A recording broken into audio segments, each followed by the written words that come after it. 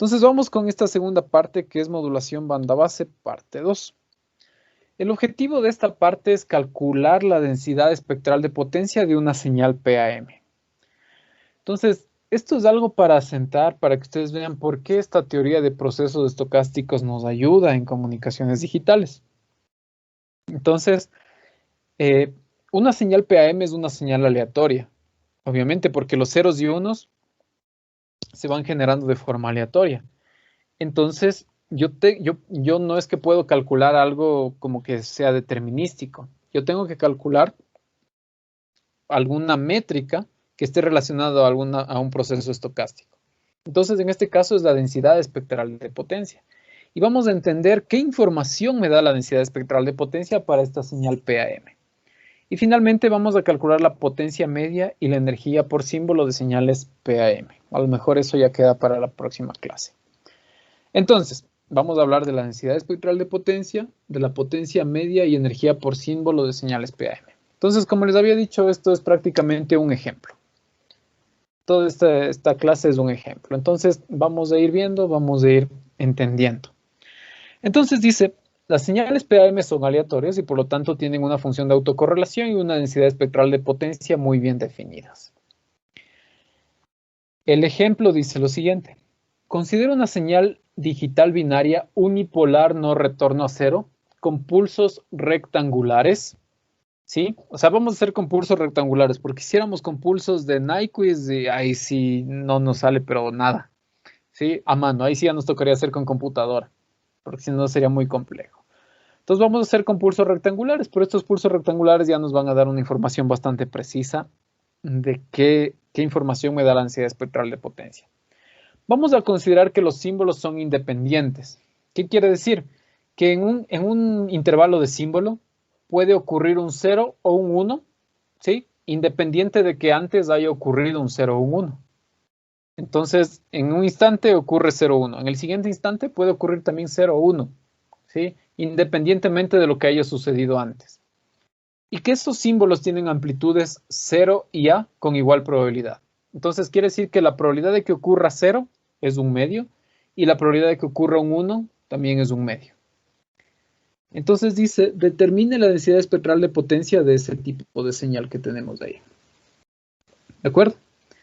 Entonces, vamos a comenzar. Vamos a coger aquí algún colorcito. Ya.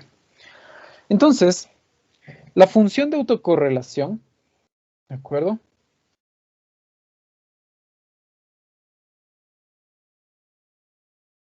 La función de autocorrelación.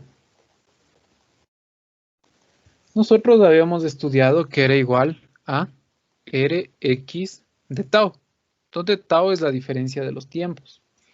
Entonces, esto es igual esperanza de x de t por x de t menos tau. Este x es este proceso que está aquí, x. En otras palabras, ese tau era la diferencia de los tiempos. ¿Sí? Tau habíamos dicho que era una diferencia de los tiempos. Es un tiempo 2 menos un tiempo 1. Eso era el tau. En otras palabras, ¿sí? Yo puedo decir que T1 es igual a T2 más un tau. Este tau es un valor cualquiera.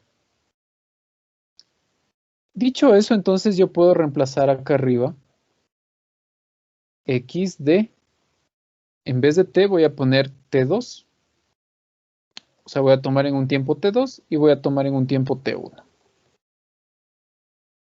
Entonces, ¿qué quiere decir? Que voy a coger el proceso estocástico. Recuerden que esto es un proceso estocástico. Ese dibujo que ustedes están viendo ahí es en un instante de tiempo que hice una captura de pantalla, imagínense.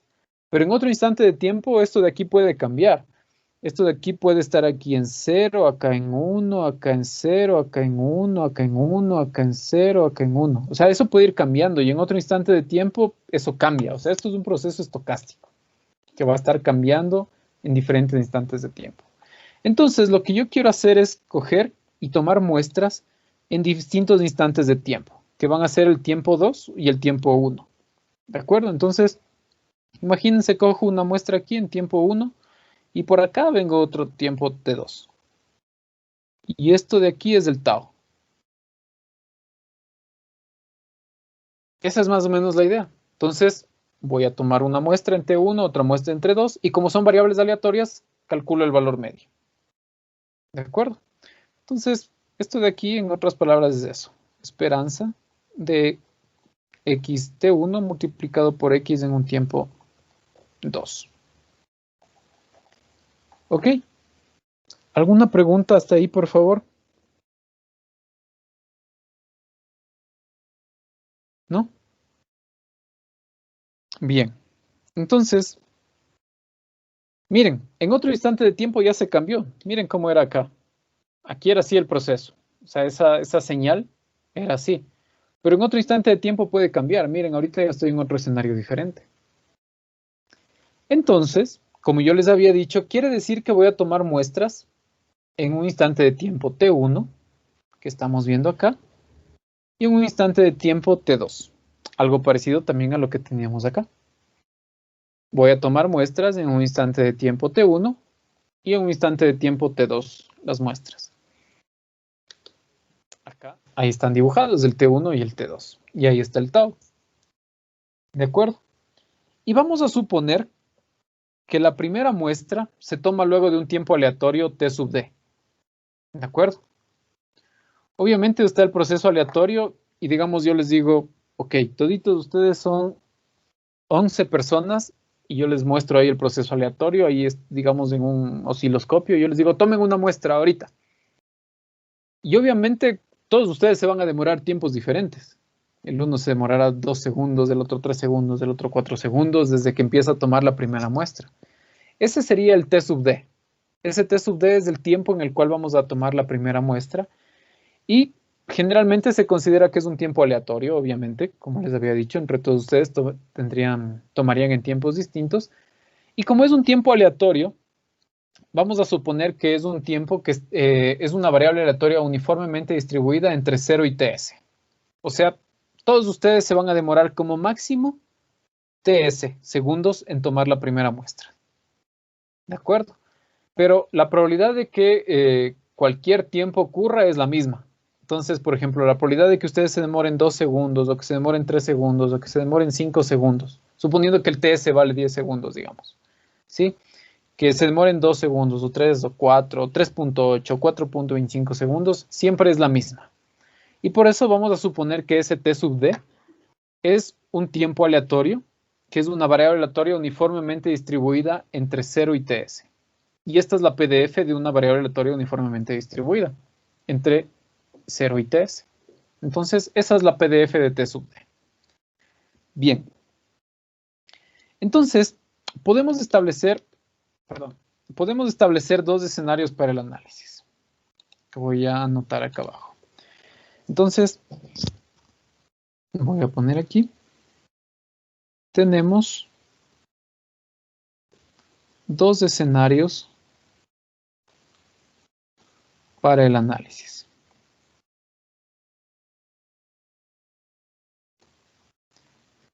Y hay que entender bien cuáles son esos escenarios. ¿De acuerdo? Ustedes tienen la tarea de este tema de aquí. Es un ejercicio exactamente igual al que yo estoy haciendo, con la diferencia de que yo aquí estoy haciendo que la amplitud sea 0 y A. Ustedes tienen como tarea hacer A y menos A. Las amplitudes son A y menos A. Pero el proceso es exactamente el mismo. Y de hecho lo que ustedes tienen que hacer es, se simplifica más. Hay algunos casos, hay unas cosas que simplifican y se hace más fácil. Pero atiendan bien, por favor, que el proceso es exactamente el mismo. Entonces, tenemos un caso 1, un primer caso, donde la diferencia de los tiempos es mayor que ts. Eso quiere decir, por ejemplo, que el tiempo T1 y el T2 están en símbolos diferentes. ¿Sí? ¿Por qué? Porque la diferencia de los tiempos, o sea, el tau, es mayor que ts. ¿Por qué tomo valor absoluto? Porque lo que importa en realidad es la diferencia de los tiempos. O sea, yo puedo coger T1 menos T2 o T2 menos T1, no interesa. El asunto es tomo el valor absoluto y esa es la diferencia de los tiempos. ¿Sí? Entonces, en este primer caso, que vamos a decir Esto de aquí es tau, ¿no? Es mayor que TS. En ese caso, si ustedes se fijan, el T1 y el T2 van a caer en símbolos diferentes. Cuando esto de aquí es mayor que TS. Ese va a ser nuestro primer caso. Y vamos a tener un segundo caso, un caso 2, en el que en cambio la diferencia de los tiempos es menor o igual que TS. En este caso es bastante probable que los dos tiempos caigan dentro del mismo intervalo de símbolo. Por ejemplo, aquí estaría el T1 y aquí estaría el T2. En ese caso 2. ¿De acuerdo? Entonces miren, todo esto de aquí es del primer símbolo, un símbolo. Entonces es probable que los dos caigan en el mismo símbolo. Pero también puede suceder de que no. También puede suceder de que no. Puede suceder de que justo este T1 y este T2 caigan justo en el borde. Por ejemplo aquí. Justo aquí el T1 y acá al ladito el T2. En ese caso estamos viendo que están en símbolos diferentes. Este es un símbolo y este de acá es otro símbolo. Entonces hay que analizar esos casos. O sea, subcasos que les vamos a llamar. ¿De acuerdo? Entonces vamos a ir analizando todo eso que les acabo de decir ahorita así rápidamente. Vamos a ir analizando más despacio. Entonces tengo esos dos casos que están ahí. ¿De acuerdo? Vamos a analizar el caso 1. En el caso 1, yo tengo la certeza de que de ley esos dos tiempos, T1 y T2, van a caer en símbolos diferentes. Porque T2 menos T1 es mayor que TS, entonces de ley van a caer en símbolos diferentes. Y sería este caso que estamos viendo aquí. Este es el caso 1. El tau es mayor que TS, y si ustedes se fijan, de ley, el tiempo 1 y el tiempo 2 están cayendo en intervalos de símbolo diferentes. Están cayendo en símbolos diferentes. ¿Qué pasa en ese caso? Bien, esto de aquí yo no es que les digo hagan ustedes así de la nada porque no es sencillo, ¿sí? O sea, esto está en los libros y los libros te enseñan cómo hay que hacer estos cálculos, entonces por eso que yo les estoy indicando paso a paso qué es lo que hay que hacer. Créanme que ni yo cuando aprendí procesos estocásticos en el doctorado me hubieran dicho, toma, haz esto, ni yo hubiera tenido idea de qué había que hacer. ¿Sí? Tuve que coger un libro, tuve que ponerme a leer, tuve que, esto se hace es por esto, es por esto, es por lo otro. Entonces, por eso es que he tomado esto como un ejemplo, ¿de acuerdo? Para irles indicando paso a paso cómo se hacen estos cálculos. No es trivial. No es que ustedes se van a coger y se van a imaginar cómo esto se hace. Entonces, hay un procedimiento ya establecido. Entonces, bien, vamos a analizar este primer caso donde yo tengo certeza de que las muestras que tomo caen en símbolos diferentes. ¿De acuerdo?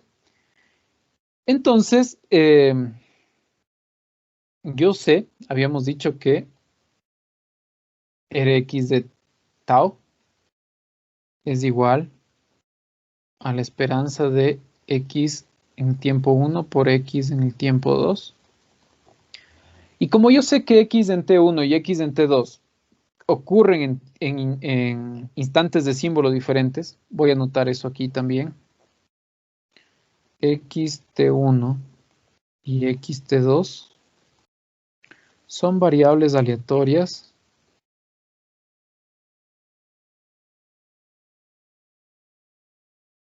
que ocurren en símbolos diferentes.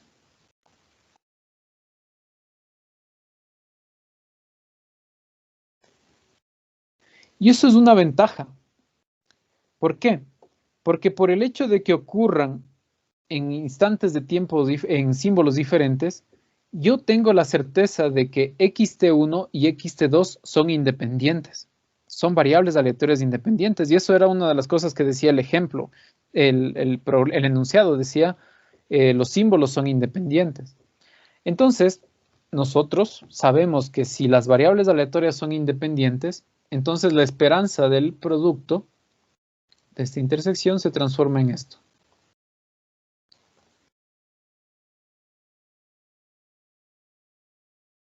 Yo puedo abrir la esperanza. ¿Sí? ¿Por qué?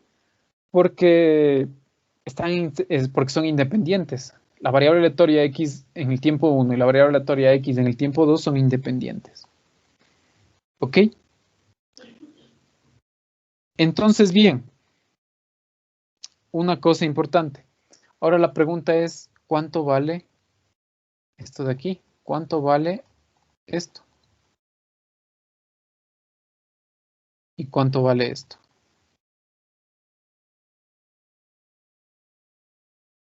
Ese dato necesito para resolver este problema ahorita.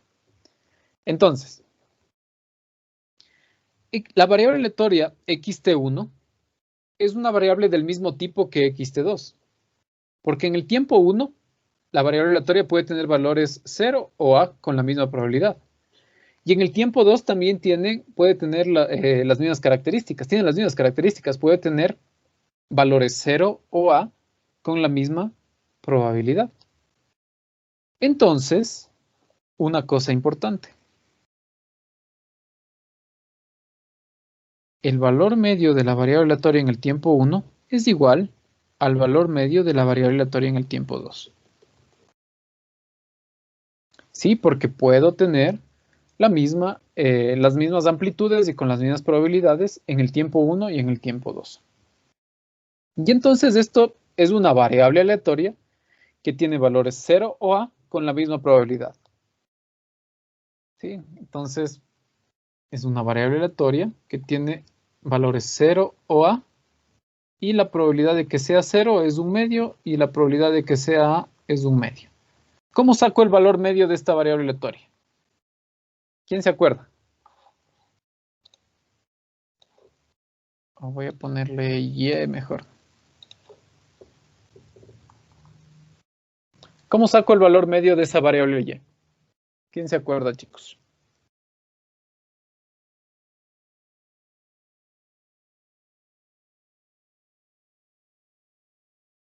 ¿No? Eso es facilito.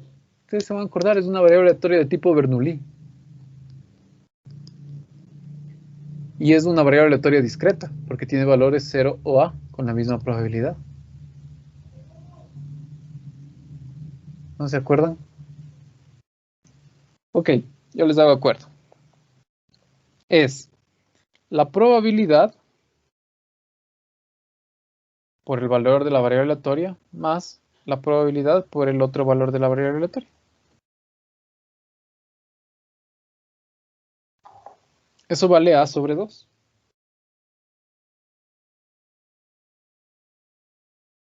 ¿De acuerdo? Entonces, esos detallecitos, por favor, no se olviden.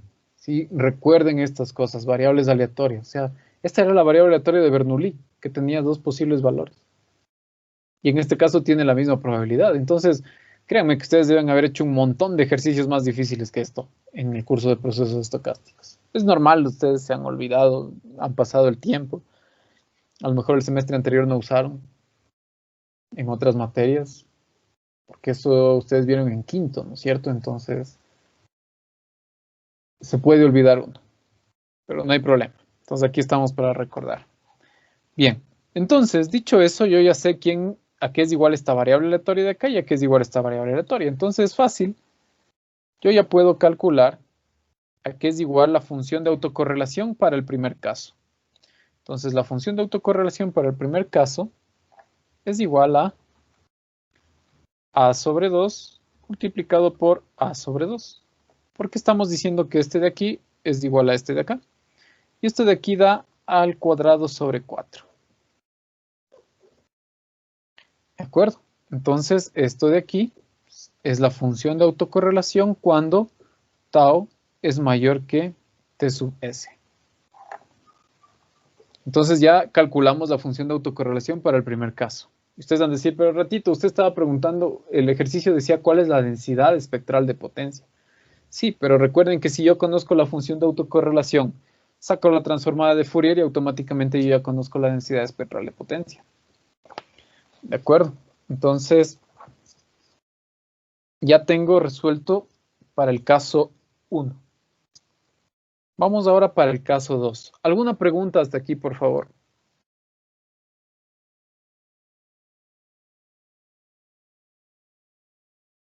¿No?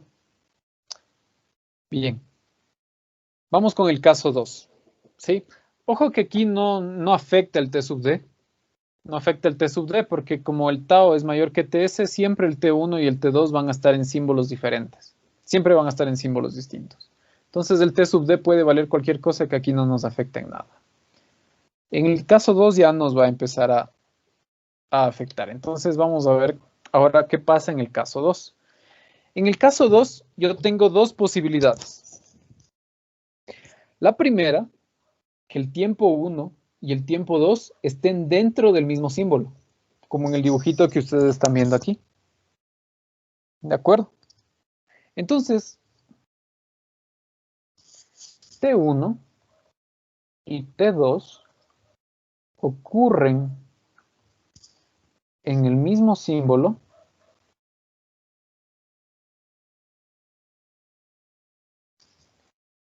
si y solo si se cumple esto de aquí. T sub D más T sub 2 menos T sub 1 es menor o igual que TS. Quiere decir que si T sub D más tau son menor o igual que TS, entonces los dos caen en el mismo símbolo, y es lo que estamos viendo acá arriba, miren. Hasta acá está el T sub S. Entonces, si T sub D más tau, esto de aquí es tau, ¿no? Son menores que TS, menor o igual que TS, entonces es fácil de ver que el tiempo T1 y el tiempo T2 ocurren en el mismo símbolo. Entonces, aquí voy a despejar el T sub D. ¿De acuerdo? Entonces esto queda T sub D más valor absoluto de tau menor o igual que TS. Entonces me queda T sub D menor o igual que TS menos tau. Solo despejé. ¿Ok? Este sería el caso A. Este sería en el primer caso A que estamos viendo que el T1 y el T2 caen en el mismo símbolo. El tiempo T1 y el tiempo T2 caen en el mismo símbolo.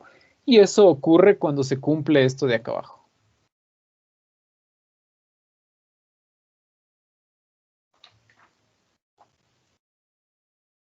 Karen, ¿está entendido? Sí, profe. Sí. Ok. Patricio, ¿estamos claros? Sí, profe. Chévere. Bien. Este es el caso 2A al que le vamos a llamar, ¿de acuerdo? Vamos al caso 2B.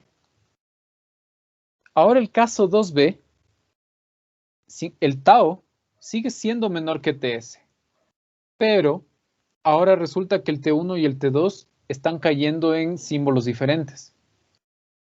¿De acuerdo? ¿Qué ocurre? ¿Cuándo ocurre esto? Entonces vamos a decir acá abajo. T1 y T2, ¿de acuerdo? Son instantes de tiempo. Ocurren en símbolos diferentes.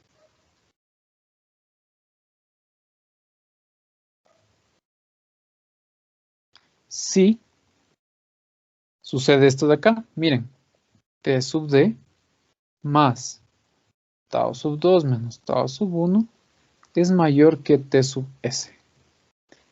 Y miren, T sub D más tau es mayor que T sub S. El T sub S está acá. Entonces, en ese caso, el tiempo 1 y el tiempo 2 caen en símbolos diferentes. Voy a despejar nuevamente el T sub D. Recuerden que esto de aquí es tau. Entonces, T sub D mayor que T sub S menos valor absoluto de tau. Entonces, aquí están mi caso 2A y el caso 2B. Recuerden que para el caso 1 ya encontramos la función de autocorrelación. Ahorita queremos encontrar la función de autocorrelación para el caso 2. Y el caso 2 tiene un caso A y un caso B. ¿De acuerdo? Por lo tanto, vamos a hacer un pequeño resumen. Para el caso A, ¿de acuerdo? La esperanza de xt1 por xt2, que es la función de autocorrelación, condicionada al hecho de que t sub d sea menor o igual que t sub s menos tau. ¿Por qué condicionada? Porque ese es el caso A, que es el que está acá. Este es el caso A. T sub d menor o igual que ts menos tau. Entonces, por eso se le pone así como condicionado. Quiere decir que la esperanza, o sea, la función de autocorrelación del proceso aleatorio, dado que t sub d es menor o igual que ts menos tau, en ese caso nosotros sabemos que caen en el... acá arriba, caen en el mismo instante de tiempo. ¿Sí? El tiempo 1 y el tiempo 2 caen en el mismo instante de tiempo. En ese caso tenemos dos posibilidades nada más. Que este de aquí, en este caso los dos valgan 0 o los dos valgan A, porque están cayendo en el mismo instante de tiempo. ¿No es cierto? Entonces solo tenemos dos posibilidades, que los dos sean 0 o los dos sean A. Entonces, 1/2 por A por A más 1/2 0 por 0. Tenemos solo dos posibilidades. Este A por A es el producto, ¿no? A por A, 0 por 0. Entonces esto de aquí da A al cuadrado sobre 2. ¿De acuerdo? Entonces, repito. En este caso, cuando el tiempo t1 y el tiempo t2 caen en el mismo símbolo, solo tenemos dos posibilidades. O que los dos sean A o que los dos valgan 0. Porque los dos están cayendo en el mismo símbolo. Y como solo hay dos posibilidades, la probabilidad es, cada evento tiene probabilidad de 1/2. ¿Sí? 1/2 A por A. ¿Por qué A por A? Porque es el producto. Es un producto. Más 1/2 0 por 0. Y esto da A cuadrado sobre 2. Para el caso A. Y para el caso B, en cambio, la función de autocorrelación, dado que, o condicionada al hecho de que t sub d sea mayor que ts menos tau, ¿sí? Es el escenario en el que caen en símbolos diferentes. Y eso es lo mismo que ya hicimos en el caso 1. Entonces, esto de aquí es simplemente esto.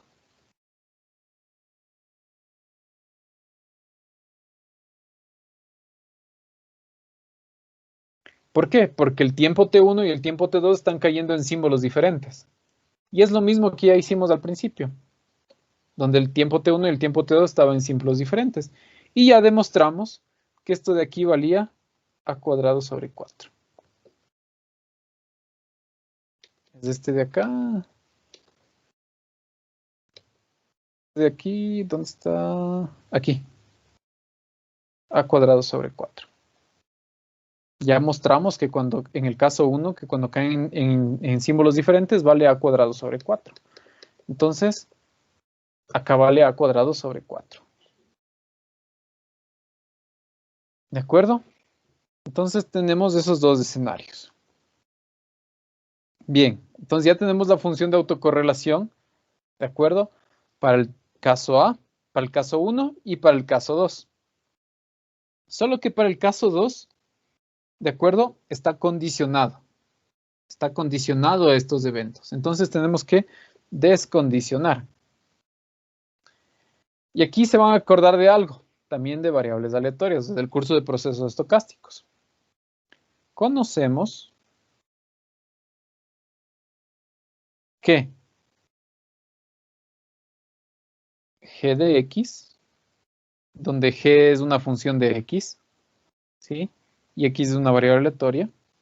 Esto es igual, integral de menos infinito más infinito, de la función condicionada multiplicado por la PDF de esa variable aleatoria y.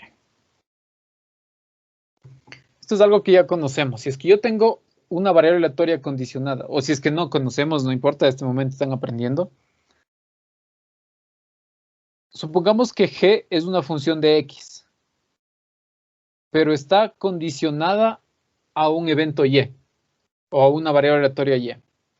Si es que yo quiero descondicionar, lo que hago es multiplicar esta función condicionada por la P de f de y e integro en todo el rango de la variable aleatoria y.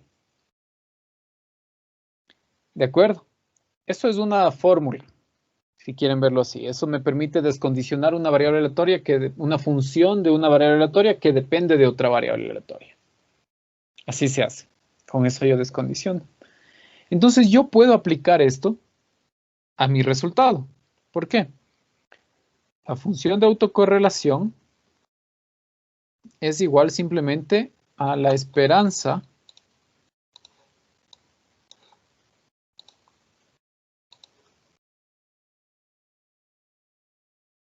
de x en el tiempo 1 por x en el tiempo 2. Eso es la función de autocorrelación. Pero yo acá arriba no tengo solo eso, yo tengo condicionado. Aquí está condicionado. ¿De acuerdo? Acá también está condicionado. Entonces yo quiero quitar esa condición. Entonces,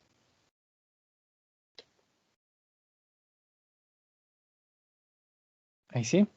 Esto de aquí es igual a la integral de menos infinito a más infinito de la función de autocorrelación condicionada. Está condicionada a t sub d, ¿no es cierto? Por la PDF de t sub d.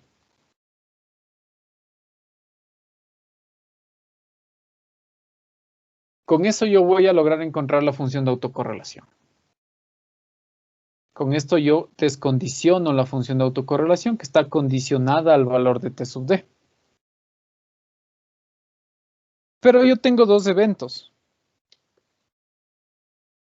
Tengo el evento cuando t sub d es menor o igual que ts menos tau y tengo el evento t sub d cuando es mayor que ts menos tau. Entonces esa integral que tenemos ahí se va a abrir en dos integrales. Y esto de aquí va a quedar de la siguiente manera. Va a quedar x de tau es igual al integral. ¿De acuerdo? Recuerden que t sub d, ¿sí? T sub d tiene valores entre 0 y ts. Entonces esta integral ya no va desde menos infinito, sino que va desde 0 hasta el primer intervalo, que es este de acá. T sub d menor o igual que ts menos tau. Entonces voy a integrar hasta ts menos tau.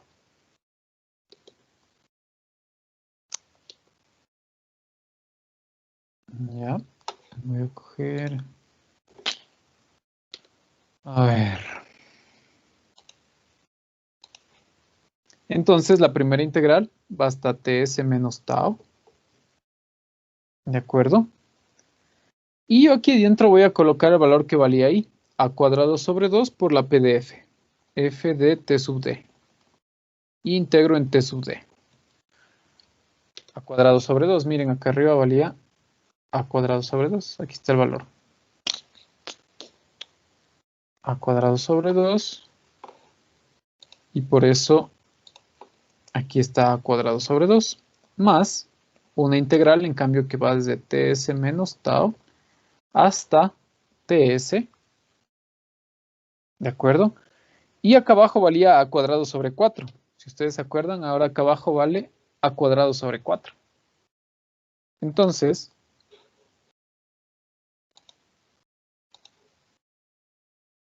a cuadrado sobre 4 por la PDF de t sub d integral en t sub d. T sub d. Y listo. Esto de aquí habíamos dicho al principio que vale 1 sobre ts. Esto de aquí vale 1 sobre ts. ¿De acuerdo? Entonces yo puedo hacer esas integrales. Y el resultado de la primera integral es una integral fácil, ¿no es cierto? Porque es una constante nada más. No hay t sub d, es una constante. Entonces esto de aquí va a quedar a cuadrado sobre 2, que multiplica a ts menos tau sobre t sub s más a cuadrado sobre 4, que multiplica, esto de aquí me va a quedar TS menos TS más tau sobre T sub S. Y entonces sigamos simplificando. Esto queda a cuadrado sobre 2 menos a cuadrado por tau sobre 2T sub S más a cuadrado por tau sobre 4TS. Sí, vamos a acabar de calcular la función de autocorrelación y ahí nos vamos a quedar. Para la siguiente clase, calcular la densidad espectral de potencia. Ahorita solo estoy haciendo simplificaciones. Entonces, esto de aquí me queda Rx de tau. Simplifico esto con esto. Y esto de aquí me va a quedar entonces a cuadrado sobre 2 menos, aquí me queda a cuadrado por tau. Como tengo un medio, menos un medio más un cuarto, ¿no es cierto? Me va a quedar menos un cuarto. Entonces me queda 4 sobre TS. Y aquí puedo factorar a cuadrado sobre 2, que multiplica a 1 menos valor absoluto de tau sobre 2TS. Cuando tau es menor o igual que T sub S, que era el caso 2. Y entonces ya tengo la función de autocorrelación para el caso B. Es esta fórmula que está aquí abajo.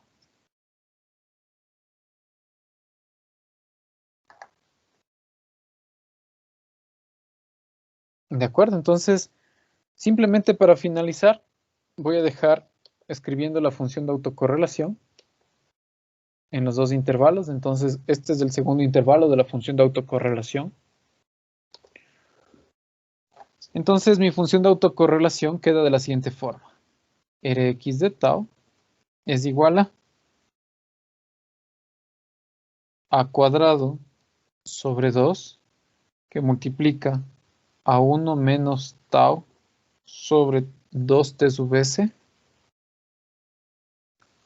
cuando tau es menor o igual que TS, y vale a cuadrado sobre 4, en cambio, cuando tau es mayor que TS.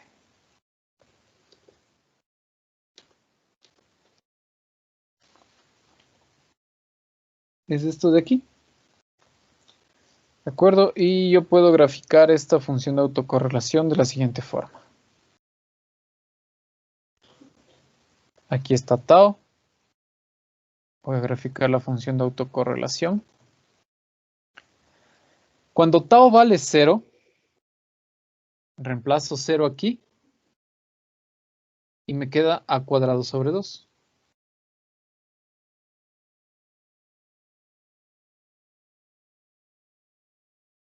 ¿Qué pasa cuando tau vale TS?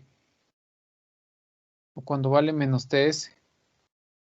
Reemplazo TS aquí y me queda TS sobre TS, me queda un medio. Se van los TS y me queda un medio. 1 menos un medio, un medio.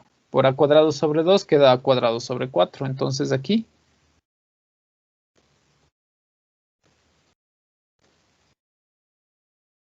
vale a cuadrado sobre 4. Y cuando es mayor que TS o menor que menos TS, vale a cuadrado sobre 4. O sea, se queda una constante aquí.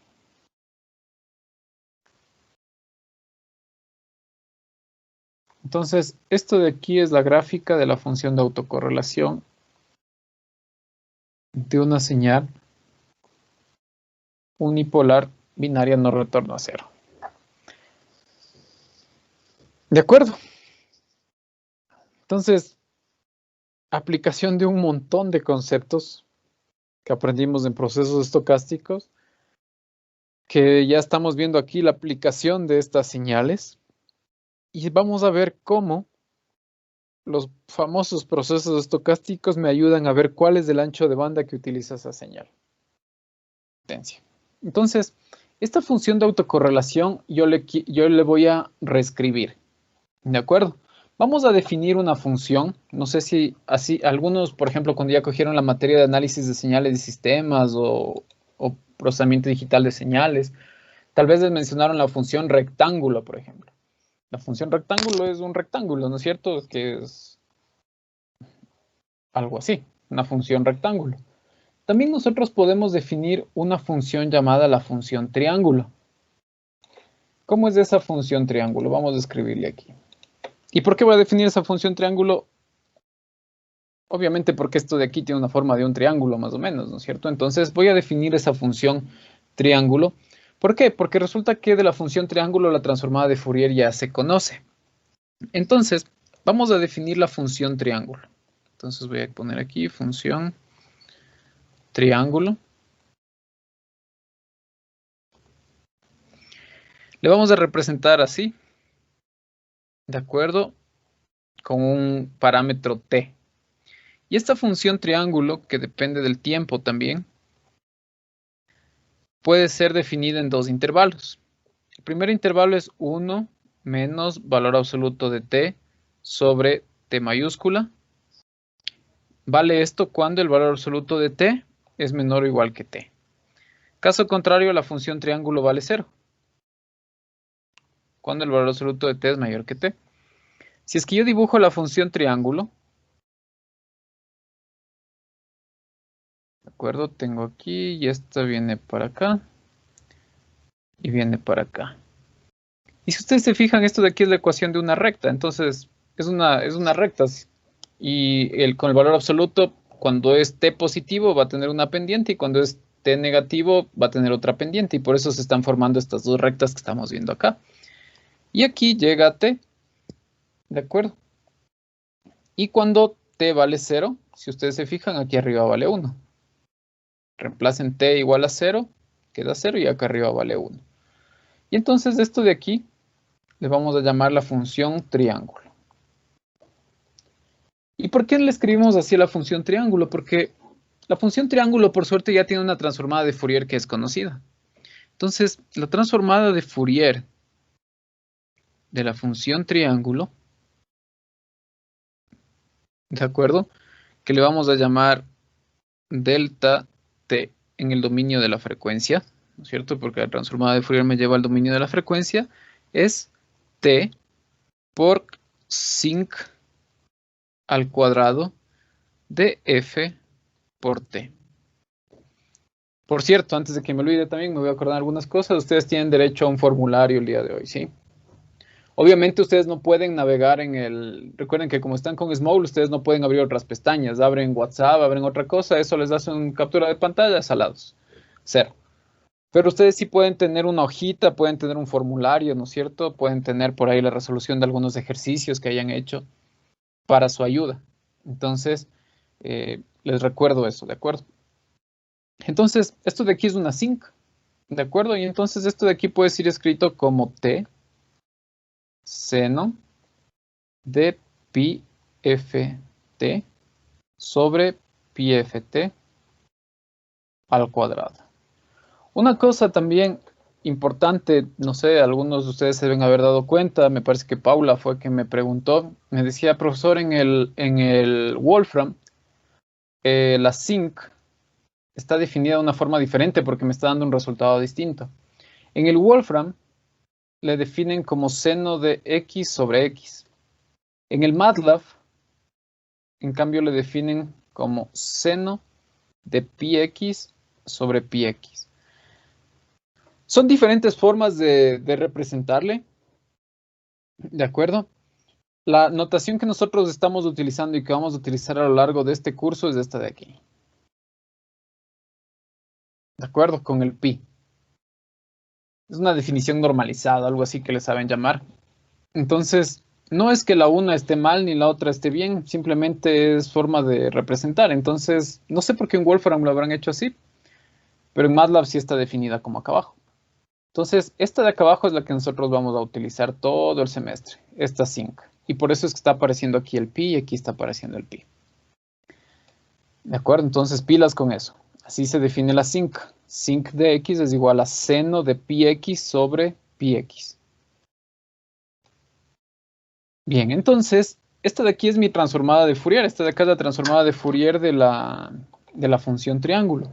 Entonces, dicho eso, nosotros podemos reescribir la función de autocorrelación en términos de la función triángulo.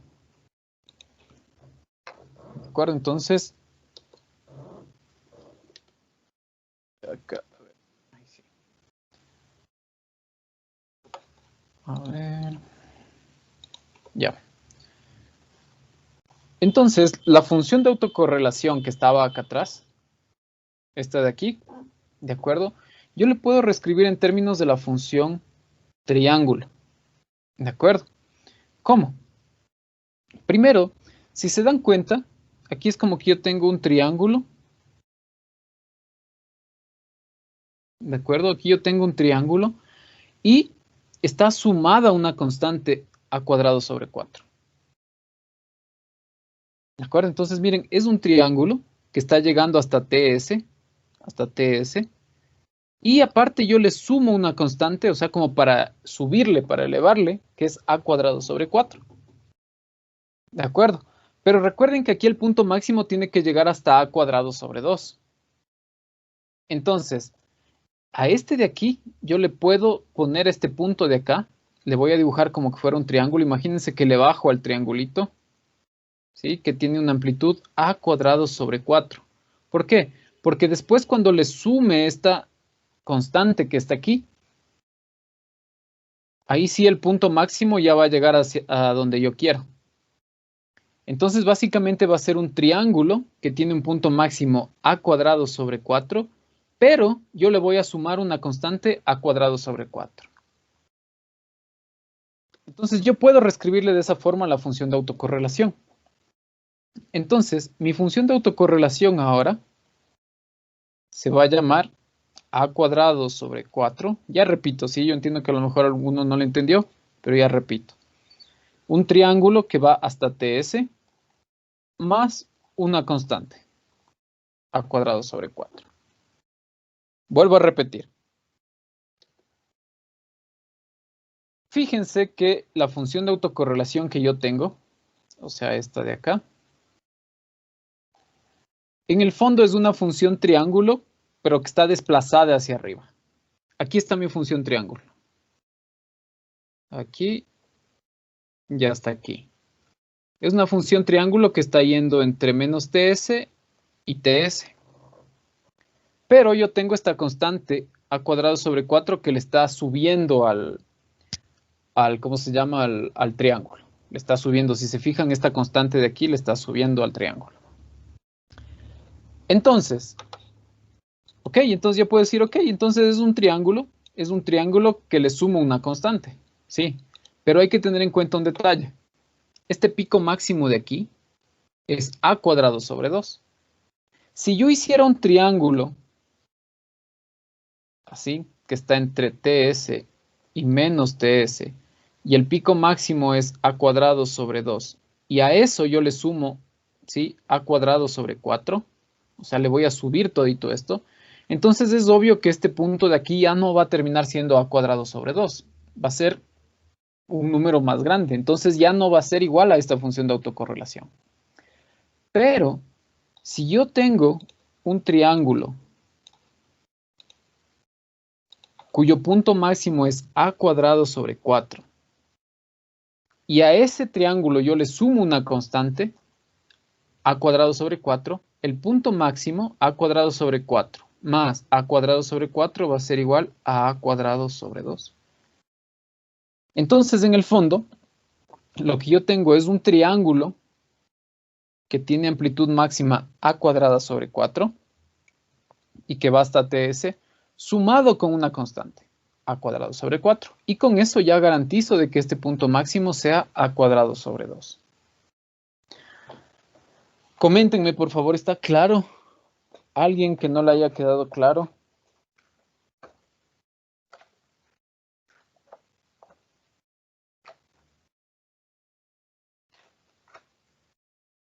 ¿No? Juan Diego, Aro, ¿estaba claro? Sí.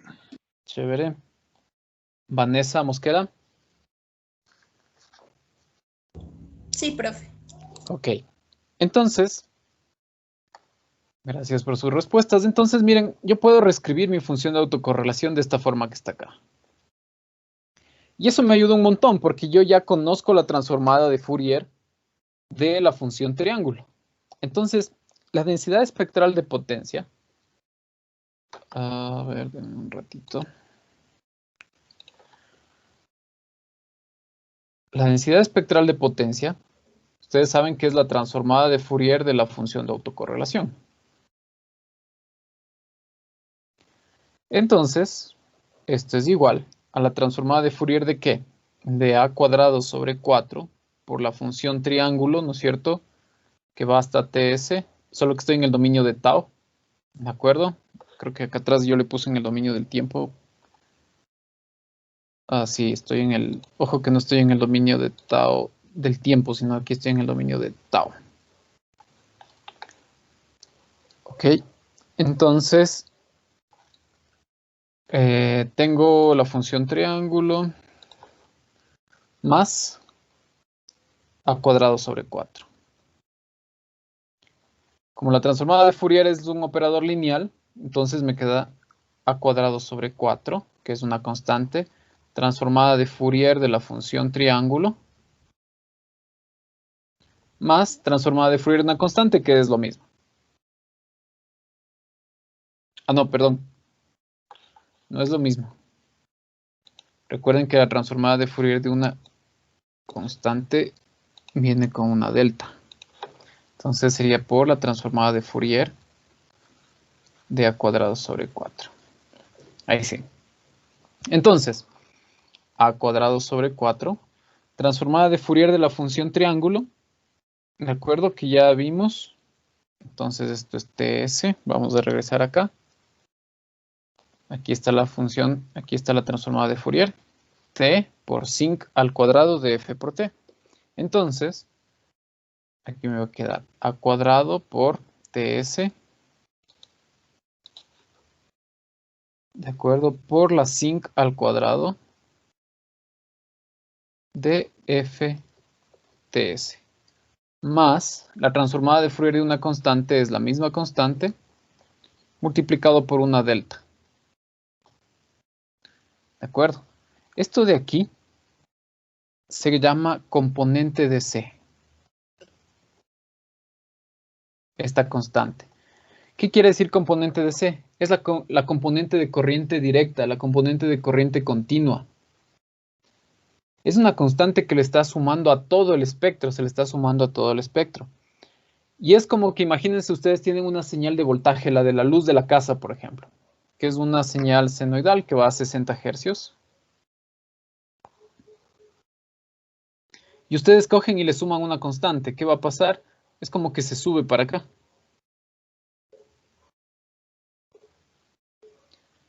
Entonces, esta componente de C, esto de aquí, si ustedes se fijan, es solo una constante, o sea, no hay información aquí.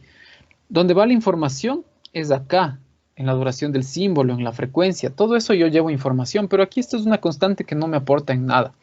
Entonces, esta componente de C no lleva información.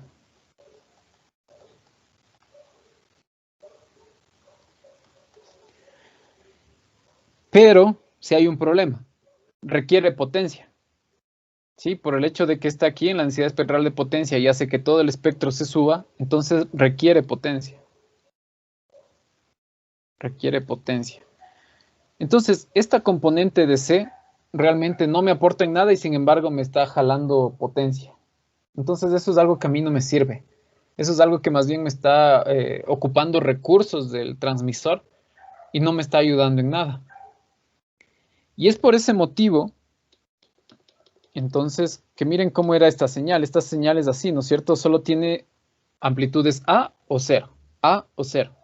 Es por eso que transmitir señales A o 0 no es eficiente desde el punto de vista de telecomunicaciones. En un microprocesador, ahí sí, bien, A son 5 voltios, 0 son los 0 voltios y se acabó. Pero ya en un sistema de telecomunicaciones, ya al rato de transmitir, no es eficiente transmitir A y 0. O sea, esta técnica que es la no retorno a cero unipolar no es una técnica eficiente. Quien es más eficiente es la bipolar, la que tiene amplitudes A y menos A y menos A. Y ese ejemplo ustedes tienen que hacerlo en clases. Entonces, ustedes tienen que hacer este mismo, ¿qué digo en clases? En la tarea. En la tarea ustedes van a hacer un bipolar no retorno cero.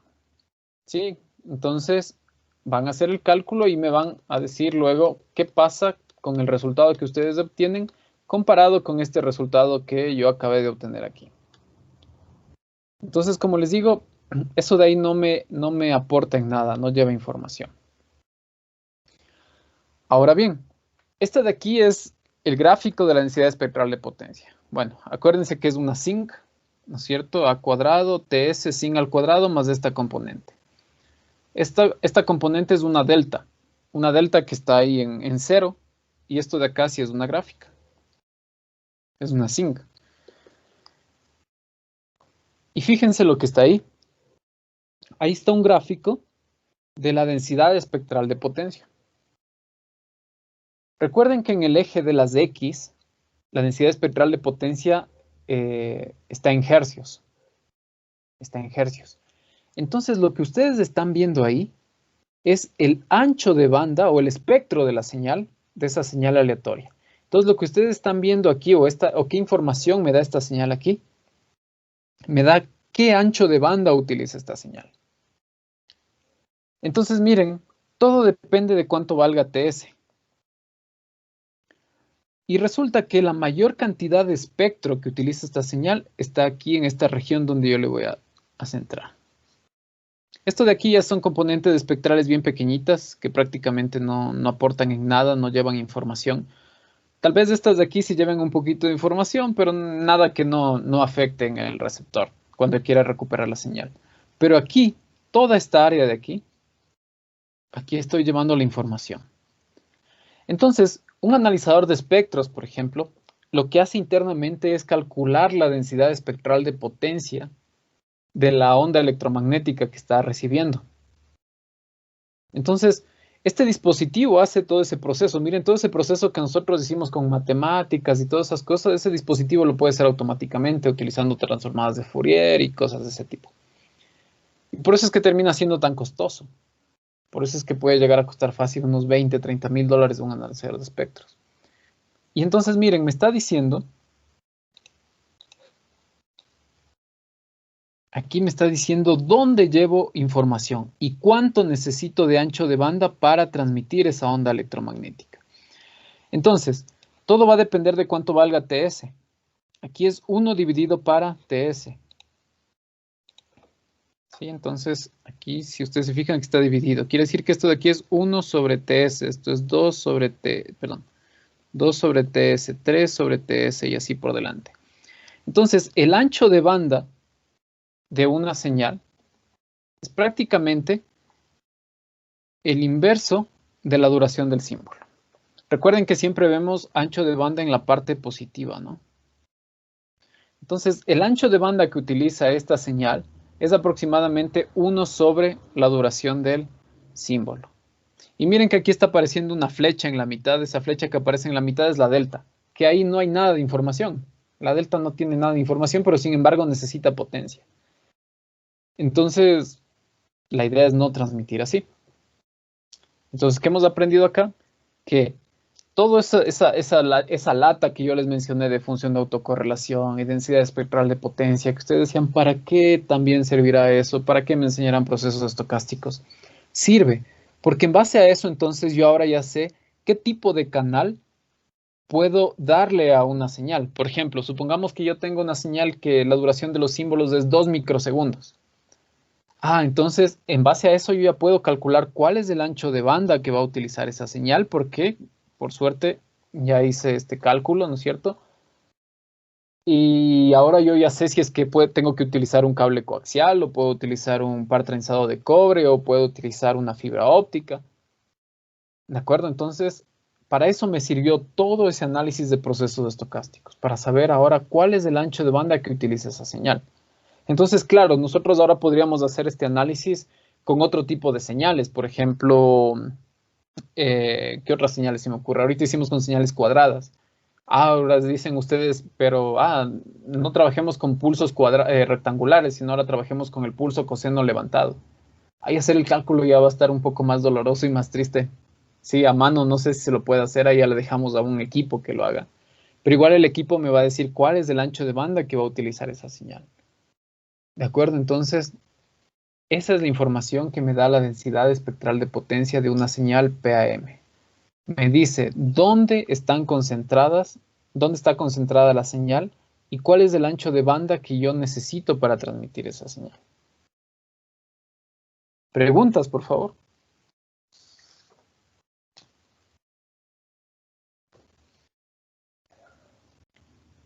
Karen, ¿todo bien, Karen? ¿Alguna pregunta? ¿Está todo claro? No, profe, sí, todo claro, está bien. Listo, gracias. André Villasís, ¿todo bien?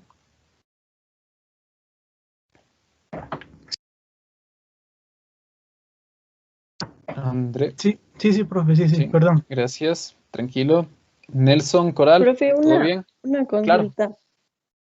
claro, le escucho. Si es que la densidad espectral de potencia no tuviese ese componente de ese, ya no existirían esas como colitas que están ahí abajo de la señal. Sí existirían. Lo único que se iría es, porque recuerde que esas colitas que están ahí son la zinc. Lo que no existiría es esa flecha que está aquí en la mitad. ¿Sí ve que hay una flecha? Es la delta. Ah, ya, ok. Ujú, sí. Ajá. Lo único que se iría es de esa delta. De ahí el resto tiene que igual comportarse como una zinc. La forma de zinc que tiene es por el tipo de pulso que estamos utilizando, porque es un pulso rectangular. Si es que estuviéramos utilizando otro tipo de pulso, a lo mejor nos daría una forma un poquito diferente. ¿De acuerdo, Paula? Sí, profe, está claro. Chévere. Ok, gracias. A Nelson le preguntaba también si estamos claros, Nelson. Sí, profe, todo bien. Ok, gracias. Entonces, vamos con esta última parte, que es el cálculo de la potencia media de señales PAM. ¿Cómo yo puedo calcular la potencia de estas señales? Entonces, recuerden que la señal PAM tenía una constelación que era un conjunto de símbolos. Entonces, en este caso, yo tengo, vamos a coger un marcador. Una señal MPAM tiene M niveles de amplitud, o sea, M símbolos, que les vamos a llamar el símbolo A1, A2, hasta M. Y todos estos símbolos tienen una probabilidad de aparición. ¿De acuerdo? Entonces, resulta que el sistema van entrando bits y a la salida yo voy generando símbolos. Y en función de cómo se vayan generando los bits, los símbolos a la salida van a tener una probabilidad de ocurrencia. Puede ser que el símbolo A1 aparezca con una mayor probabilidad que el símbolo A2 y así por delante. Todo depende del sistema que estemos trabajando. Si les voy a poner un ejemplo. Por ejemplo, cuando se transmite partidos de fútbol en televisión digital, por increíble que les parezca, muchas veces se utilizan unos algoritmos que aprovechan el hecho de que la cancha es toda verde, ¿sí? Podemos utilizar algoritmos de compresión para no mandar todos los bits que representarían esa imagen de la televisión, sino que por el hecho de que toda la pantalla es verde, ¿sí? Prácticamente la mayor parte de la pantalla es verde por el césped de la cancha, podemos utilizar algunos algoritmos de compresión que permiten reducir la cantidad de bits o de símbolos que se están transmitiendo, de bits específicamente, y simplemente mandamos una información, decirle, por ejemplo, mira, este píxel de aquí es verde. Todos los 50 píxeles que están alrededor también van a ser verdes. Y con eso yo ya no mando la información de todos los datos de los 50 píxeles, sino mando solamente la información de un píxel y mando un número 50, por ejemplo. ¿Sí? Para hacerles así bien a grosso modo, porque en realidad no funciona así específicamente, pero para que ustedes entiendan la idea. Eso es mucho más eficiente que coger y mandar la información de RGB, o sea, de rojo, verde y azul de cada píxel. Esos son algoritmos de compresión. Entonces, eso ocurre cuando los símbolos que se van a transmitir tienen una probabilidad de ocurrencia diferente. En este caso, supongamos que la cámara que está filmando el partido, ¿sí? Tenemos una cámara, ¿no es cierto?, de video que está filmando, empieza a mandar esos datos en digital y el sistema automáticamente se empieza a dar cuenta que ciertos símbolos empiezan a aparecer con mayor probabilidad. Eso es, por ejemplo, por este tema del verde. Es por eso de que los símbolos en ciertos sistemas o en ciertas transmisiones pueden aparecer con probabilidades diferentes. El símbolo 1 aparece con probabilidad tanto, el símbolo 2 con probabilidad tanto y así por delante. Yo les pregunto, ¿cuánto deberán sumar las probabilidades de todos los símbolos? O sea, estas probabilidades que están acá. PA1 más PA2 más puntos suspensivos PA sub M. ¿Cuánto deberán sumar esas probabilidades? 1. Exacto, 1. Perfecto. 1, porque la suma de las probabilidades da 1, ¿no es cierto? Entonces, vamos a imaginarnos ese escenario donde los símbolos tienen diferentes probabilidades. Nosotros generalmente ya cuando hacemos un análisis más estadístico se asume el peor caso, que es cuando todos los símbolos tienen la misma probabilidad. Eso es algo como que se conoce como entropía. Los físicos utilizan bastante ese término de la entropía. Nosotros al final del semestre vamos a utilizar eso de la entropía cuando analicemos esta parte de compresión. Yo tengo un compañero ahí de la UDLA mismo que es físico y entonces él me sabe hablar que utiliza estos términos de entropía para ver cómo se comportan los agujeros de gusano, por ejemplo, que es lo que él estudia. Pero nosotros estudiamos esto de la entropía con otra perspectiva. Entonces, la entropía prácticamente está asociada con qué tan ordenadas o desordenadas pueden estar las cosas, por decirles así de una forma general. Y el peor escenario de entropía en un sistema de telecomunicaciones aparece cuando todos los símbolos tienen la misma probabilidad. Y eso es algo que se asume bastante en telecomunicaciones. Ese escenario quiere decir el peor caso, porque en ese caso, en el caso de la peor entropía, donde todos los símbolos tienen la misma probabilidad, ahí prácticamente no se puede hacer compresión. Pero cuando algún símbolo empieza a aparecer con mayor probabilidad que otro símbolo, la entropía disminuye, la entropía de la fuente se dice que se disminuye y ahí sí se puede utilizar algoritmos de compresión. Es una teoría bastante interesante. Pero bueno, en este caso vamos a suponer que cada símbolo tiene su propia probabilidad. En ese caso, ¿de acuerdo? En ese caso, la potencia media, esto de aquí es potencia media. ¿Por qué potencia media? Porque los símbolos son aleatorios, ¿no? La potencia media es igual a cuadrado medio, que ya les voy a decir qué es, sobre ts, integral desde 0 hasta s de p cuadrado t de t. Ok, entonces esto de aquí es una integral y esto de aquí es el pulso. Esto de aquí es el pulso, que puede ser una sinc, puede ser un coseno levantado, podemos ponerle un pulso rectangular solamente por análisis teórico, ¿de acuerdo? Entonces ya vamos a hacer eso ahí más en un ejemplito. ¿Y quién es este alfa cuadrado medio que estamos viendo aquí? Este alfa cuadrado medio es el valor cuadrático medio de la variable aleatoria amplitud. Es el valor cuadrático medio de la amplitud de los símbolos. Estas amplitudes de acá son aleatorias. Recuerden que podía ser más A, menos A, más 3A, menos 3A, menos 5A, menos 7A, y eso va a ir apareciendo de forma aleatoria. Entonces, el valor cuadrático medio de esa amplitud se calcula de esta forma. Esta es una formulita que ustedes vieron en el curso de procesos estocásticos. ¿Cómo calculo la potencia media de una variable aleatoria? ¿O cómo calculo el valor cuadrático medio de una variable aleatoria discreta? En este caso es discreta, ¿no? A menos A, 3A menos 3A y así. Es el valor de la variable aleatoria al cuadrado multiplicado por su probabilidad y luego sumo. Así se calcula la potencia media. Ya vamos a hacer un ejemplo. ¿Sí? Ya vamos a hacer un ejemplo de esto.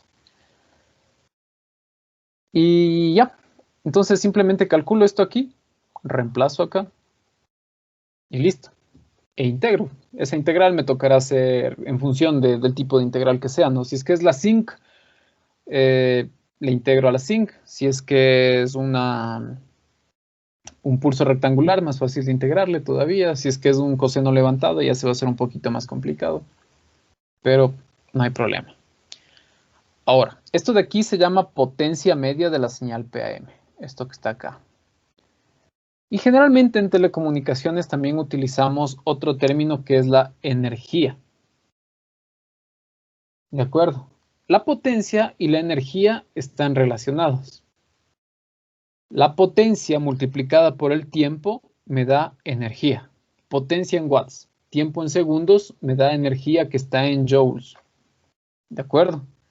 Watts por segundo, watts, segundo, energía que está en joules. ¿De acuerdo? ¿Por qué hablamos de energía y no solo de potencia? Porque resulta que yo, por ejemplo, digamos, este es mi pulso. Este pulso tiene una potencia, pero también tiene una duración. Entonces, en el fondo, imagínense como una cajita que tiene una duración de tiempo que va llevando energía. Eso es lo que sucede en telecomunicaciones. No es solo una amplitud al cuadrado, sino es una cajita, ¿no es cierto? Es una cajita que va llevando la información, que tiene una duración de tiempo. Y esa cajita tiene una amplitud que elevada al cuadrado es la potencia, pero multiplicada por el tiempo me da energía. Y es por eso que en telecomunicaciones también hablamos mucho de energía. La energía que lleva un símbolo, PAM, ¿por qué un símbolo? Porque lo multiplico por la duración de un símbolo, es A cuadrado medio, ¿de acuerdo? Están viendo acá, es este de acá, por la integral del pulso al cuadrado. ¿Por qué el pulso al cuadrado? Porque es potencia en el fondo. Y si se dan cuenta, desapareció el TS que estaba acá arriba. Es porque está multiplicado aquí por TS. Entonces se simplifica. Entonces eso de ahí es energía en cambio. Y se mide en joules. ¿De acuerdo? ¿Alguna pregunta aquí, por favor?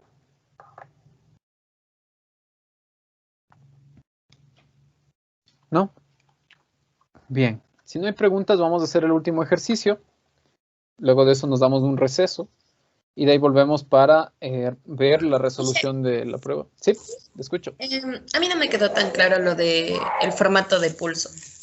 Ya, chévere. Verá, voy a regresarme a esto de acá. Ah, no, mejor voy a abrir la presentación anterior. Vamos a abrir este de acá. Ya. Esto de aquí era lo que habíamos visto la semana pasada, que eran las señales banda base. Entonces, déjenme por aquí, hay un dibujito que es el que busco. Ya. Nosotros habíamos visto que se generan unos bits, entran a un mapper. De este mapper salen estos símbolos, que son estas amplitudes. Estos son los símbolos aleatorios, menos 3A, más A, 3A, menos A, 5A. Y luego pasábamos estas amplitudes a través de un filtro. Y este de aquí, este filtro es un pulso. ¿Sí? Es una señal en el tiempo. En este caso, por ejemplo, es un pulso rectangular. Entonces, en realidad, yo no puedo transmitir esto de acá. Yo no puedo transmitir esos pulsos. ¿Por qué? Porque la transformada de Fourier de un pulso es una línea recta. ¿Sí? La transformada de Fourier, hagámosle con un dibujito, de un impulso, es una línea recta. O sea, es una constante. Quiere decir que si yo quisiera transmitir estos pulsos, yo necesitaría un ancho de banda infinito. Y eso no existe, o sea, no hay un canal en la naturaleza que tenga un ancho de banda infinito. Entonces, si es que yo quiero transmitir una señal con ancho de banda infinito, voy a tener interferencia intersimbólica. Porque simplemente es como que estuviera metiendo en un embudo una señal con ancho de banda infinito en un canal que tiene un ancho de banda delimitado. Por ese motivo, entonces, yo utilizo un pulso. O sea, que es una señal, ¿de acuerdo? Que está en el dominio del tiempo. En este caso, un pulso rectangular, por ejemplo. Paso esas amplitudes que están acá a través de este pulso. Y a la salida yo tengo esto de acá. Entonces, mire cómo se van transmitiendo las señales. Menos 3A, más A, 3A, menos A y así. Entonces, fíjese que cada una de estos pulsos tiene una duración. En cambio que esto de acá no tiene duración. Este es un pulso que tiene duración 0. O sea, solo es un pulso ahí que es algo teórico nada más, porque esto en la realidad no existe, pero es algo que tiene duración 0. Pero por otra parte, esto de acá sí tiene una duración. Y la duración de esto es TS. Sí, aquí está, TS. Y puede haber diferentes tipos de pulso. En este caso es un pulso rectangular. Sí, o sea, estoy mandando mi señal en toda esta cajita de aquí. Toda esta cajita de aquí es una cajita de energía que lleva información. No estoy transmitiendo solo una amplitud, nuevamente, sino que estoy transmitiendo toda una cajita que lleva información. En este caso, si el pulso es rectangular, que habíamos visto que solo es un caso pedagógico, como para ver cómo se transmite la señal, porque después nosotros ya vimos que el formato de pulso ideal debe cumplir otras características, como que debe cumplir la tasa, perdón, los criterios de Nyquist, ¿no es cierto? Y ahí demostramos de que el pulso ideal, este es el pulso ideal, es una zinc. Entonces, si usted se fija, aquí también esto es un pulso que lleva aquí energía. Aquí está llevando energía y por acá también va llevando un poquito de energía, pero prácticamente la energía que va por aquí es muy pequeñita. Pero en el fondo aquí va viajando energía. ¿Por qué? Porque yo tengo una amplitud al cuadrado, eso va a ser la potencia, y por un tiempo que tiene duración, entonces voy llevando energía, porque potencia por tiempo es energía. Entonces, en el fondo, cuando ya utilizo estos pulsos, yo veo una señal como esta que está aquí, esta señal roja. Y esa señal roja no es que tiene duración cero, sino es una señal que va viajando en el tiempo y que tiene una duración. Y en cada TS, en cada duración del símbolo, yo llevo un símbolo. O sea, cada TS segundos yo llevo información. Entonces, yo no puedo hablar solo de potencia cuando en realidad estoy llevando una señal que dura un tiempo. Y es por eso que hablamos de energía, porque la energía es la potencia multiplicada por el tiempo. Entonces, yo le decía, el formato de pulso, imagínenselo como que es una cajita. Y dentro de esa cajita usted lleva la energía que representa su señal. ¿Quedó ahí un poco más claro tal vez? Sí, profe, gracias. Chévere. Entonces eso, imaginémonos que es una cajita ahí, una forma de pulso que lleva la información, que puede ser una zinc, que puede ser el coseno levantado, que estudiamos más adelante, ¿no es cierto? Que es esta que está acá abajo, que también es una señal que tiene una duración, ¿no es cierto? Y por lo tanto, en esa duración de tiempo yo llevo la información. No es que solo en un tiempo cero yo llevo esa duración. Entonces, por eso es que trabajamos con energía. Por eso es que en telecomunicaciones hablamos mucho de energía, también pensando siempre de que mi señal tiene una duración de tiempo. No es que es una señal que no dura nada. Bien, entonces vamos a cerrar con este ejercicio de acá.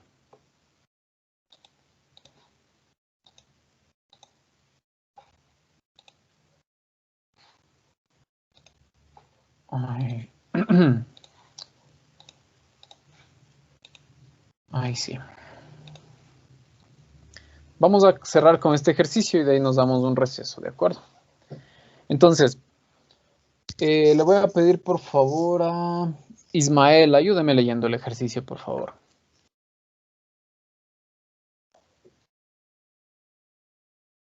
A ver, calcule la potencia media y la energía por símbolos de una señal 4PAM que utiliza pulsos rectangulares de duración TS y amplitud unitaria. Considere que los símbolos son equiprobables. Perfecto, muchas gracias. Bien, equiprobables quiere decir que tienen la misma probabilidad. De acuerdo, entonces dice que calculemos esos dos parámetros que estaban en la diapositiva anterior, la potencia media y la energía por cada símbolo. Una señal 4PAM tiene los siguientes símbolos, ¿sí? La constelación de símbolos que lo vamos a representar así, A, tiene los símbolos menos 3A, menos A, más A, más 3A.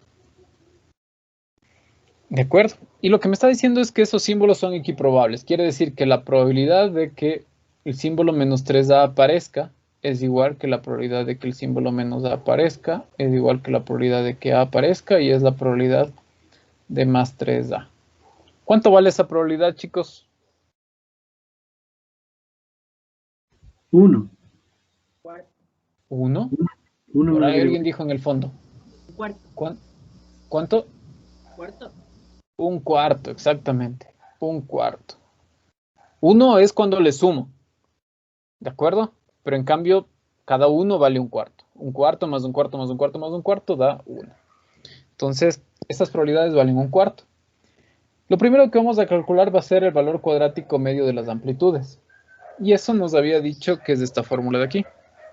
Sumatoria de igual a 1 hasta m de a sub i al cuadrado por la probabilidad de a sub i. Esto quiere decir a sub 1 al cuadrado por la probabilidad de a sub 1 más a sub 2 al cuadrado por la probabilidad de a sub 2 más a sub 3 al cuadrado por la probabilidad de a sub 3 más a sub 4 al cuadrado por la probabilidad de a sub 4.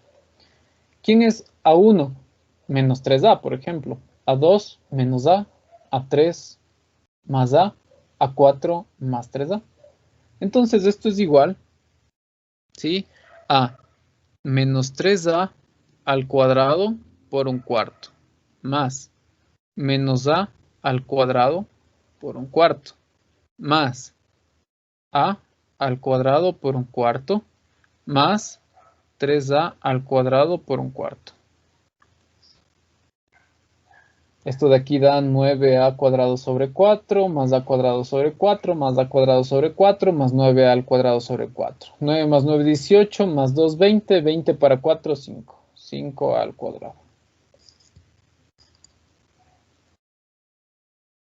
Entonces, esto de aquí, recuerden que este A de aquí es una amplitud, ¿no? Es una amplitud, un valor de A cualquiera. Esto de acá también podemos llamarle con otra letra para que no se confundan con la... Llamémosle con la C de constelación. Entonces la constelación tiene todos estos 4 puntitos que están acá. Y ahora la pregunta literal A decía, ¿quién es la potencia? La potencia es esta fórmula, A cuadrado sobre TS integral de 0 a TS de P al cuadrado de T por dt. Me decía que utilizo un pulso rectangular de duración TS. Le voy a dibujar acá. Y amplitud unitaria, quiere decir amplitud 1. Entonces, duración TS, amplitud 1. ¿De acuerdo? Generalmente esta integral de aquí hay libros que le calculan de menos infinito a más infinito también. ¿De acuerdo? En este caso le vamos a calcular solamente en la duración de un símbolo. Y de hecho, el hecho de que el símbolo solamente dure desde 0 hasta TS ya me da los límites de la integral.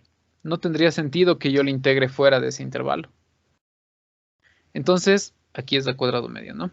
Entonces, esto va a ser 5A al cuadrado sobre TS, integral de 0 a TS, porque el símbolo solo dura desde 0 hasta TS, P cuadrado de T, la amplitud. ¿Cuánto vale la amplitud?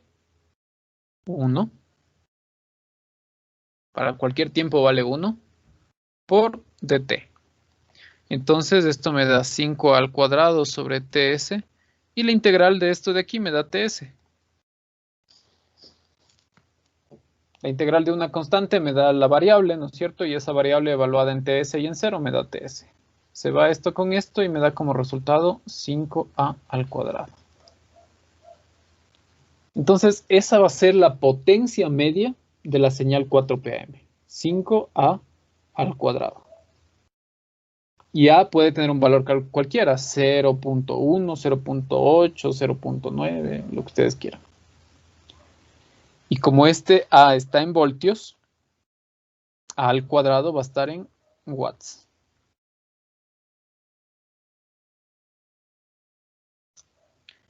Y el literal B, que me dice cuál es la energía. La energía es fácil, porque si ya conozco la potencia, simplemente le multiplico por TS. Y entonces esto queda 5A al cuadrado por TS. Esto está en joules. Joules. TS, recuerden, está en segundos. Esto de aquí está en watts. Esto de aquí está en segundos. Puede ser cualquier valor. 2 por 10 a la menos 6 segundos, por ejemplo. Y el resultado, watt por segundo, está en joules. En julios. Sí, acuérdense del Julito, que es el director de la carrera, para que no se olviden. Está en julios. ¿Ok? ¿Alguna pregunta, por favor?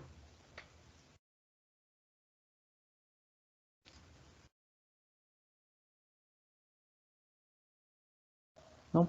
Les dejo un ratito para que copien. Profe, una consulta. En la fórmula de la potencia media, la integral SP cuadrado de T es el pulso, ¿cierto? Sí, es del pulso. Aquí sería el cuadrado, perdón, para que quede más claro. Sería la amplitud del pulso al cuadrado. En este caso, como es una constante, vale 1. Pero si es que yo le dijera la sinc, ahí usted debería colocar seno de pi t sobre pi t todo elevado al cuadrado. Ah, ya, ok. Ya ¿Sí? esa era mi duda, profe. Ujú, gracias. Ok, de nada.